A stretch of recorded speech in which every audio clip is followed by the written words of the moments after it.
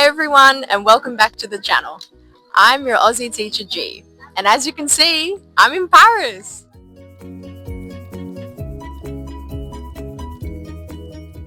Paris is an iconic city, and today I'm going to run you through my 3-day trip there for the C1 C2 Advanced English Listening Practice. Please check the video description for the worksheets if you want to practice your English, or if you're just here for the travel vibes, stick around because we're starting now.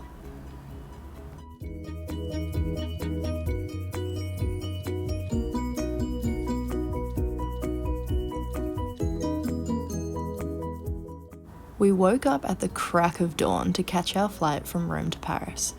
We flew with Wizz Air, arrived on time, and we quickly navigated our way to the metro.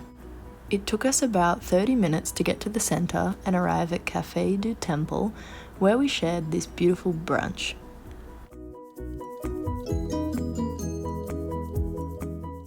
After brunch, we had to take the metro again, but this time we needed to get the refillable card. I really liked Paris's metro. It was extensive, efficient, and logical. We rode it until we arrived at Arc de Triomphe. We ended up taking the wrong exit and couldn't find our way to the actual roundabout, so we had to do a runner across the traffic. I don't recommend doing that. Arc de Triomphe was commissioned by Napoleon to celebrate French victories. Beneath it lies the tomb of the unknown soldier, with an eternal flame that honours all of those who died in war but were never identified. Together, the monument and the tomb symbolise both national pride and collective remembrance, making it one of Paris's most powerful landmarks. On the way out, we found the correct exit and crossed safely through the underground. However, after our super early flight, we were running out of puff and decided to head to the hotel to check in and have a quick nap.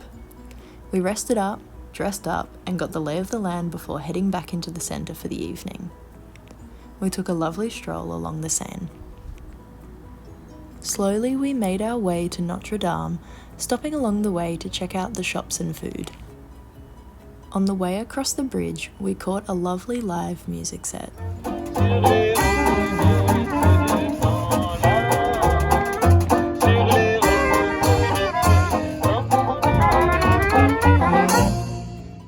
We stayed for a while watching and listening. We would have stayed longer, but we wanted to see a few more things before the sun went down. Before we left the bridge, I enjoyed a lemon crepe. Eventually we arrived at Notre Dame, but unfortunately it was closed for the following 2 days for a special event.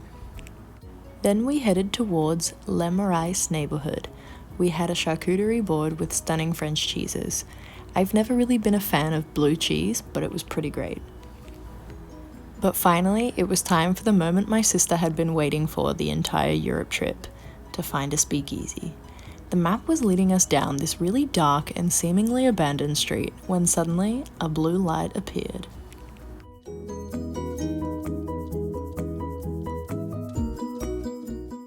I walked inside and found the secret entrance. Inside, we had some drinks and a chat. The service was really good and the space was super cool. However, after an extremely long day, we were wrecked and needed to head back to the hotel to rest.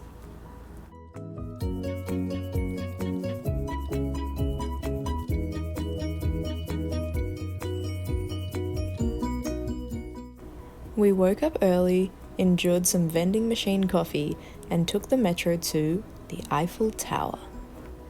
As usual, we pre-booked online and went to the provider's office to meet our tour guide. This was the only time in the whole trip we had an actual guide, and it was totally worth it because he explained some really cool facts.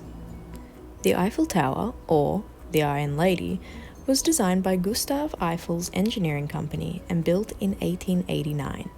It was actually supposed to be temporary, and at the time it was the tallest structure in the world.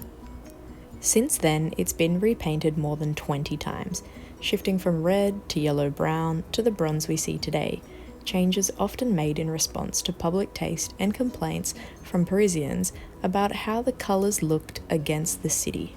Each repaint takes about 60 tons of paint and years of work, repeated roughly every 7 years to protect the iron. After waiting in line downstairs for about an hour, we climbed to the first floor. The views were spectacular. The structure is incredibly strong. Today on the first floor, you'll find transparent, reinforced, safety glass designed to hold huge crowds, but even before that, it was strong enough to support a circus elephant that was brought up to the first floor in 1948. Next, we climbed to the second floor. The views were even better and there was no metal caging on this floor. Our guide drew our attention to Montmartre Tower. Supposedly, locals mockingly refer to the tower as the middle finger of Paris, and once you see it awkwardly sticking out of the skyline, you'll get why. Finally, we took the lift up to the last level, the summit. It was unreal. At the top of the Eiffel Tower, you can take in the whole panoramic sweep of Paris, a view that mixes grand monuments with the everyday rhythm of the city below. All levels have some stores and shops, and at the top I saw this one, so of course I had to try the macaroons. I've always been a sweet tooth, and these little glorified bickies were delicious. After almost 4 hours of being there and no breakfast, I was starting to feel lightheaded, so we stopped for lunch near the tower, which was a total tourist trap, but desperate times call for desperate measures. We walked through the summer village markets, and then we passed by the Olympic rings on our way to the Trocadero Gardens across from the tower.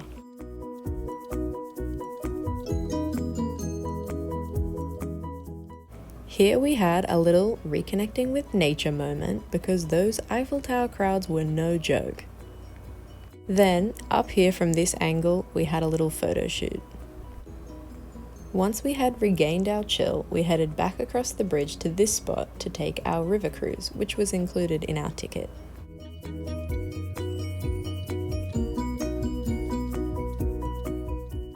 We saw the Pantheon and several other important buildings from the outside. And we also saw Paris's own Statue of Liberty. It's about the quarter of the size of the New York one, and it was donated in 1889 by the American community in Paris to mark the 100th anniversary of the French Revolution. Gustave Eiffel engineered the internal framework of the original in New York, which is why people sometimes connect him to this Paris copy, but it actually didn't involve him. Today it stands as a symbol of the historic ties between France and the United States. Eventually, we made our way to the Louvre. Our ticket was for 7 p.m, but we tried our luck and got in at 6:30 p.m. They were pretty lax checking the tickets, to be quite honest. We of course booked with Get Your Guide. The Louvre is not only the most visited museum in the world, but also the largest, with more than 70,000 works on display across an enormous former royal palace. Its glass pyramid entrance has become an icon of modern Paris, contrasting with the grandeur of the classical facades.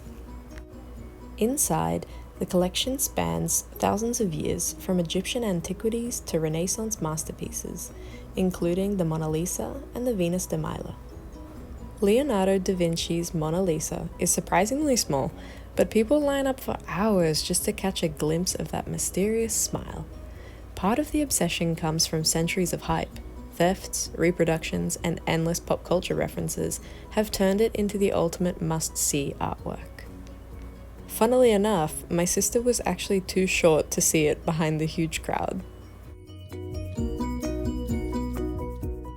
After absorbing as much art as possible, it was time to hit our second speakeasy. For the duration of this trip, I had been in charge of logistics and I had left the cool activities up to my sister. Safe to say she absolutely nailed this one. Once again, the service, the food, and drinks were great, but after one round, we went back to the hotel to sleep.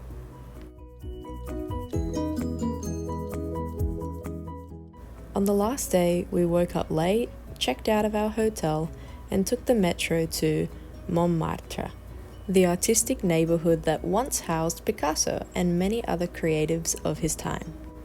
For brekkie, oddly enough, we tried snails. It was unusual, but seasoned well, and we simply couldn't leave Paris without trying them. After grabbing the bill, my sister casually said, "It's time to escargot." 2 Sacré-Cœur steps. As you can see, this place was flooded with people, so we moved right along to the streets nearby to shop. We shared another crepe and walked around.